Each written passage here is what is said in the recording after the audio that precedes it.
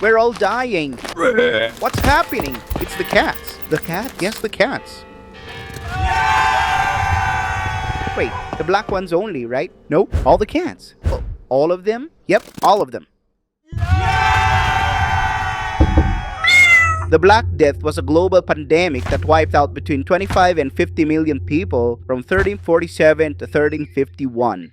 It all began in a peaceful country now known as Kyrgyzstan, where the rodent populations had the disease. My dear employees, I am proud to announce our expansion. I am talking Silk Road, Asia, Europe, the world. Ugh, we are sick. What if this sickness spreads? Who cares? We'll make money. Yeah, who cares? I'm coming with you, sir. Me too. Me three. So off they went to Europe and other parts of Asia, not knowing that the rats that came with them carried the bacteria that caused the plague. But it wasn't just the rats. It was their passengers, the oriental rat flea, that transmitted the disease. And yes, the rats died too, in numbers so big that when it happened, people knew the dreaded plague has arrived in the city. Oh my god, I'm still a virgin.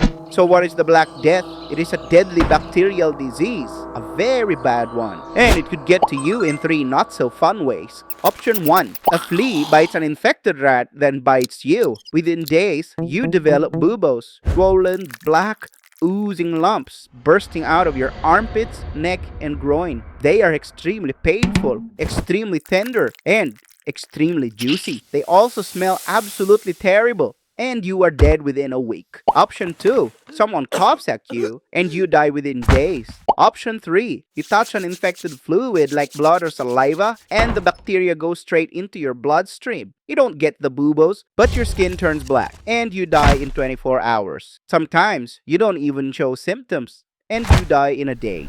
Willkommen to Deutschland. Everyone's dying. To meet you, yeah? By 1346, the plague reached the Crimean port of Kaffa. How?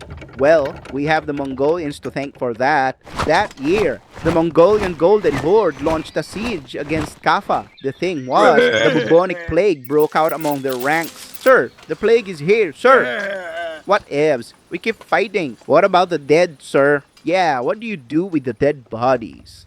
Send them to your enemies. And that is exactly what the Mongols did. The defenders of Kaffa, fortified, fled by ship. The route they took was the Black Sea, then the Bosporus Strait, out to the Aegean Sea, then the Mediterranean Sea, until they finally arrived in Port Messina, Sicily. And yep, they brought the pestilence with them.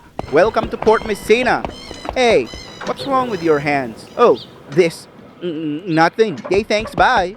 What the hell? Something isn't right. Yep, they are all dead or dying. Port authorities took one look at this floating nightmare and did the sensible thing. Get the hell out of here. And I said that's a great call. Smart move, but shame it was already too late. Here's the problem with medieval Europe and disease. They didn't know jack squat. What they did have was a lot of opinions. The church declared it as God's punishment for humanity's sins. The prescription was prayer, repentance, and more prayer. Oh my god, I love this movie. Shut up.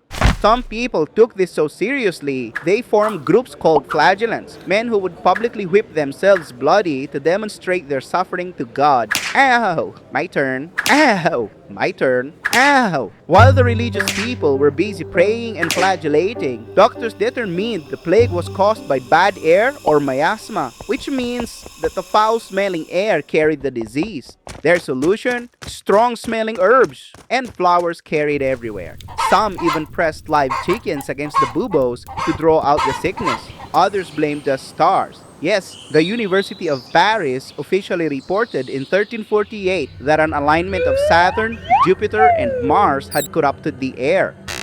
What is wrong with me? Don't worry, the chicken will take care of it. Can I eat the chicken? So, what's with the cats? Pope Gregory IX, back in 1233, issued a papal decree saying cats, specifically the black ones, were connected to satanic worship. Because of that, black cats were associated with witches and the devil. And by the time the plague hit, this anti-cat sentiment had already been brewing for over a century. So when the Black Death arrived, and people desperately searched for an explanation, they landed on the devil. And who's the devil's pet? This poor kitty. People are dying everywhere. What should we do? It's the cats. What? No, that's absurd. It is the cats. It's the cats. Yeah, it's the cats. What do we do? Get rid of them. All of them? All of them. This is insane. And so all across Europe, cats were hunted, killed, and in some places, nearly eradicated.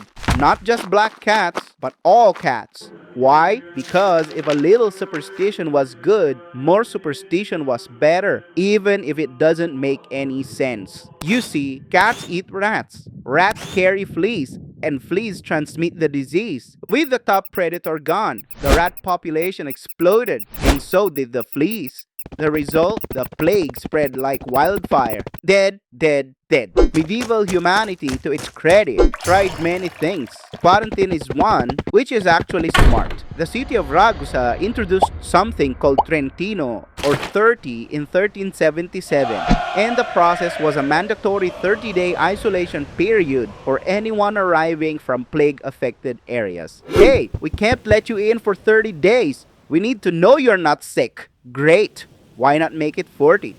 Good suggestion. Ortidays it is. Ortidays, or quarantino, is where we derived the word quarantine. Was it effective? Yes. And this remains a template for modern disease control. Fast forward to 2020, and humanity would use this exact concept. We called it lockdown, and somehow people were still arguing about it. Sweetie, we need to keep ourselves inside. But how will I buy tissue paper? The other thing they did was leave.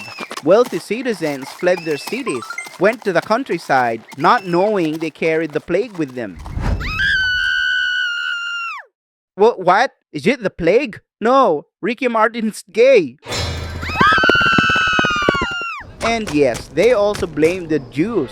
Human beings love doing this. If there is something you cannot explain, blame a specific group for it. Hey, Jew, you brought this sickness upon us. What? How? You poisoned the wells. What? No. I drink from this well. Exactly. You're drinking the poison to make us think it's not poison. That is...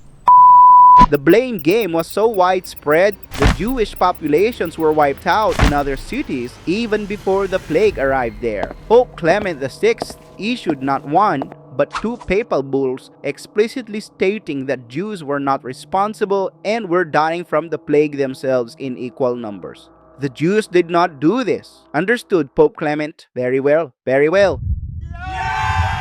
The church also lost its credibility because they promised that piety would protect the faithful. And what happened to the faithful? Priests died in numbers. Bishops and nuns died too. As for the nuns, they went to heaven. I am Saint Peter. Before I let you in, each of you must answer a question correctly. Sister, what is the name of the first man on earth? That is an easy one. Adam. Very well. Get in. Sister, what is the name of the first woman on earth? That is an easy one. Eve. Very well. Get in. Sister, what did Eve tell Adam the first time she met him? That is a hard one. Very well. Get in. Meanwhile, the flagellants were becoming a political problem, in addition to a public health one. They wandered from town to town in unauthorized processions, preached apocalyptic sermons, challenged church authority, spread the disease in large gatherings, persecuted the Jews, and instigated violence. By 1349, Pope Clement officially condemned the flagellants and subjected them to mass trials and execution. At the end of all this, the one thing that worked was quarantine. And guess what? It was only discovered by accident through observation, not by understanding how it worked. I love quarantine. Shut up. It would take another 500 years for human beings to understand that bacteria caused this plague. Do you think the Black Death is gone? Not really. The Black Death did not end in 1351. It returned again and again, the most massive wave of which is the Great Plague of London in 1665, which killed roughly 100,000 people, or 25% of London's population.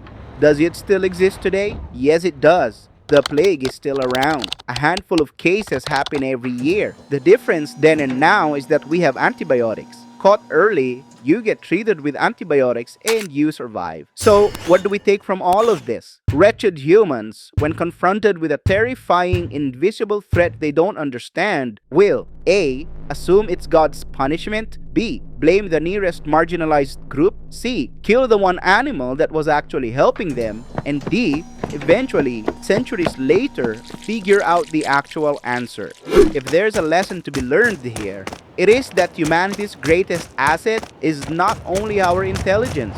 Our real asset is we just won't all die. We just keep existing until we got better at understanding why we were dying. The cats, however, have every right to hold a grudge.